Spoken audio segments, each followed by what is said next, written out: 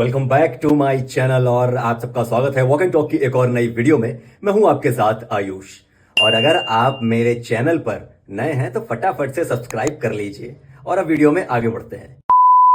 तो जैसा कि आप ये थंबनेल पढ़ रहे होंगे और आपने पढ़ा भी होगा थंबनेल, और बहुत से लोगों के मन में ये सवाल भी होगा, बहुत से लोगों को पता भी होगा, है ना। और बहुत से अपने अपने तर्क होंगे कि आखिर हनुमान जी की पूंछ क्यों है, क्या है उसका रहस्य।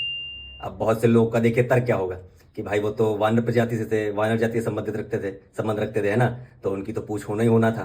ठीक है। और बहुत से लोगों की अपनी अपनी तार्किक भावनाएं होंगी, अलग दूसरी धार्मिक भावनाएं होंगी, मतलब बहुत सारी बातें होंगी। ठीक है, लेकिन असल वजह क्या है कि हनुमान जी की पूछ क्यों थी, वो चलिए मैं आपको बताता हूं। तो जैसा कि मैंने कहा कि हनुमान जी की आखिर पूंछ क्यों है। ठीक है। जैसे आपने जितनी भी आपने धार्मिक चीज़ें देखी होंगी उसमें गणेश जी के हाथी का चेहरा कैसे लगा, वो ऐसे कैसे थे, वो वैसे कैसे थे। ठीक है, तो ऐसे ही हनुमान जी की पूंछ क्यों थी। ठीक है, बहुत से लोगों का अपना एक तर्क ये होगा, बहुत जो साधारण सा तर्क चलता है जिनको वाकई में जानकारी नहीं है। ये है, कह सकते हैं कि वो भाई वो वानर जाति से संबंध रखते हैं। ठीक है, वानर प्रजाति के हैं तो उनके पूछ होना तो लाजमी सी बात है, क्योंकि आज भी हम बंदरों के देखते हैं पूछ हैं, तो वहीं से वो इवॉल्व हुए हैं, वहीं से आगे बढ़े। तो देखिए भाई बात सही है, लेकिन ऐसे ही बहुत से कारणों में जो मैंने जो दो कारण निकाले हैं मुख्य, जितना भी मैंने रिसर्च करी और देखा कि जो मुझे दो मुख्य कारण लगते हैं हनुमान जी की पूंछ के होने के, और साथ ही साथ उस पूंछ में जो शक्ति भी थी। भाई मतलब सोचिए, आपने आजकल के बंदरों में पूंछ में शक्ति देखी है, इवन उनमें खुद में नहीं होती है। ठीक है, लेकिन हनुमान जी की पूंछ तक में शक्ति थी, वो अपने आप बड़ी हो जाती थी, अपने आप कुछ भी कर लेती थी, है मतलब ऐसा जादू वैसा था। तो आखिर जो मुझे मुख्य दो कारण लगते हैं वो मैं आपके सामने शेयर करने आया। तो चलिए पहले बताता हूँ कारण नंबर एक। देखिए कारण नंबर एक क्या है, ये हमें मिलता है शिव पुराण से। शिव पुराण में कथा है कि जहाँ पे भगवान शिव और पार्वती भाई हस्बैंड वाइफ हैं, तो भगवान शिव अपनी वाइफ यानी पार्वती जी को खुश करने के लिए गिफ्ट देते हैं। जैसे आजकल आम बात है भाई, हर कोई अपना हस्बैंड वाइफ एक दूसरे को गिफ्ट देते हैं खुश रखने के लिए, है ना, खुश करने के लिए। तो भाई भगवान शिव सोचते हैं कि पार्वती जी को कुछ गिफ्ट किया जाए, तो वो उनके लिए एक स्वर्ण महल बनाते हैं, जिसे हम लोग रामायण के टाइम पे हम लोग रावण की लंका जानते हैं।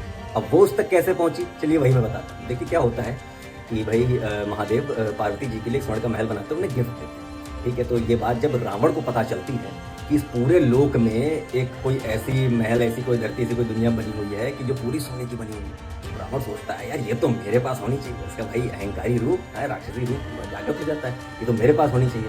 वो ठहरा महादेव का अनन्य भक्त, ठीक है, उनको अपना गुरु मानने वाला, तो चल देता है अपना भेष बदल कर, क्या कहते हैं, महादेव से भिक्षा मांगने। अब भाई वो भेष भी धरता है कैसा, ब्राह्मण का। ठीक है, वो ब्राह्मण का भेष धर के जाता है महादेव के पास और भिक्षा मांगता है कि भाई, और ब्राह्मणों को जब भिक्षा मांगी जाती थी तो मना नहीं किया जाता है, आज भी हम लोग ये चीज़ें फॉलो करते हैं। ठीक है, तो वो पहुंचता है महादेव के पास। जब महादेव के पास पहुंचता है तो महादेव तो भाई त्रिकालदर्शी हैं, वो तो आंखें खोल बंद हर तरह जान जाते हैं कि चीज़ें क्या हो रही हैं। अगर वो त्रिनेत्र खोल दें तो भाई क्या ही हो जाए। ठीक है, तो पहचान जाते हैं कि रावण ही है। तो रावण शुरू होता है भिक्षाम दे, ये वो फलान ढिमकाना। तो भाई एक तो उन्हें भोलेनाथ भी कहा जाता है, कहते हैं ठीक है जाओ ले जाओ यार, दिया तुमको।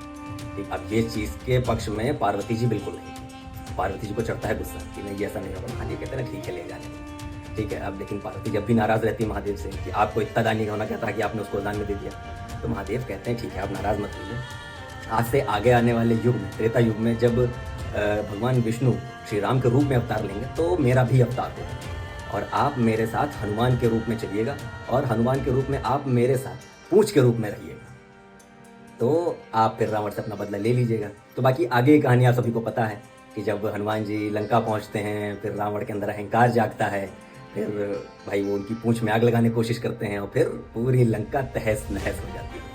तो अब सबसे देखिए इसमें एक जवाब तो ये रहा, एक जो मेन कारण जो मैंने बताया, मुख्य कारण जो था, पहला कारण कि वो एक ये कारण माना जाता है कि पार्वती जी ने मतलब सबक सिखाने के लिए रावण को ऐसा किया था। और साथ ही साथ इससे एक और बात पता चलती है कि आखिर हनुमान जी की पूंछ में शक्ति क्यों थी, क्योंकि उसमें स्वयं माँ पार्वती, माँ जगदम्बा विराजमान है। ठीक है, आदिशक्ति उसमें स्वयं विराजमान है। तो ये तो रहा कारण नंबर एक। अब कारण नंबर दो क्या कहा जाता है, कारण नंबर दो ये कहता है कि जिस तरह से आप सभी को पता है रावण को वरदान प्राप्त, ठीक है, कि भाई ब्रह्मा जी ने दिया था, ब्रह्मा जी ने क्या मजबूरी में दिया था। रावण वहाँ पहुँचता है, ब्रह्मा जी से कहता है कि मुझे ऐसा वरदान दीजिए, कोई मुझे गंधर्व, राजा, देवी देवता, कोई भी लोग मुझे मार ना पाए। और वो मनुष्य और जीव को तुच्छ समझता है, तो उसने ये नहीं कहा कि ये लोग मुझे मार भी पाएंगे, तो वो उनसे ये नहीं माना। तो बस यही नियति का खेल है, यही विष्णु भगवान का खेल है। ठीक है, यही त्रिकालदर्शी का खेल है। तो वो क्या करते हैं भाई, विष्णु जी मनुष्य के रूप यानी श्री राम के रूप में अवतार लेते हैं।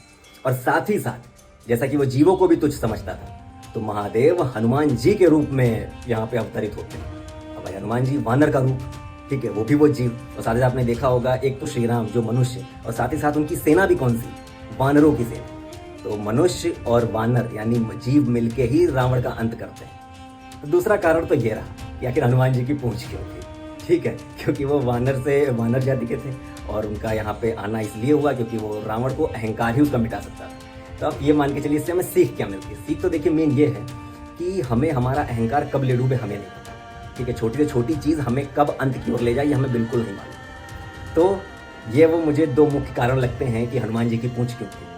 आपका इस बारे में क्या सोचना है ज़रूर कमेंट करके बताइएगा, और मेरे चैनल को ज़्यादा से ज़्यादा लोगों तक शेयर करिए, सब्सक्राइब करिए, और ऐसे ही सनातन जानकारियाँ, धार्मिक जानकारियों के लिए मेरे चैनल को फॉलो करते रहिए, सब्सक्राइब करते रहिए और शेयर करते रहिए। तब तक के लिए बने रहिए मेरे चैनल वॉक एंड टॉक के साथ। मैं आपके साथ आयुष ऐसे कमाल कमाल की वीडियोस लेके आता रहूँगा। बहुत बहुत धन्यवाद।